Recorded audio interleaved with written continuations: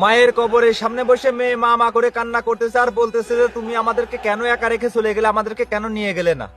কতটা কষ্ট পেলে একটা ছোট্ট মেয়ে তার মায়ের কবরের সামনে বসে এই ধরনের কথাগুলো বলতে পারে। এই মেয়েটার মা তাকে ছোট্ট রেখে মারা যায়। তারপরে এই ছোট্ট মেয়েটার বাবা নামের একটা কুলাঙ্গার সন্তান নতুন করে আর একটা বিয়ে করে এবং আর একটা কুলাঙ্গার ঘরে নিয়ে আসে। তারপরে ওই সৎমা নামের ডাইনিটাকে বাড়িতে রেখে চলে যায় প্রবাসে। সে এখন সৌদি আরব প্রবাসী। আর এদিকে সৎমা নামের ডাইনি এই ছোট্ট মেয়েটার উপর প্রতিনিয়ত নির্যাতন করে যায়। কখনো খাবার না দিয়ে, কখনো 2 বেলা বেঁধে রেখে মারধর করে। আর এই সমস্ত খান নামের বাবাটা সবকিছুই জানতে পারে, তবুও সে কোনো প্রতিবাদ করে না।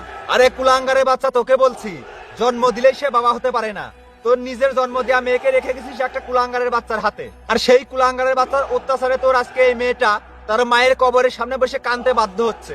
সৎ মায়ের নির্যাতন আর সে সইতে পারছে না। একটা কথা মনে রাখিস, আজকে তুই তোর নিজের সন্তানকে যেভাবে কাঁদাচ্ছিস, কালকে এর থেকেও ভয়ঙ্কর ভাবে তুইও কাঁদবি। আর শুধু কান্না নয়, কুত্তার মতো তুই রাস্তায় পড়ে মরবি।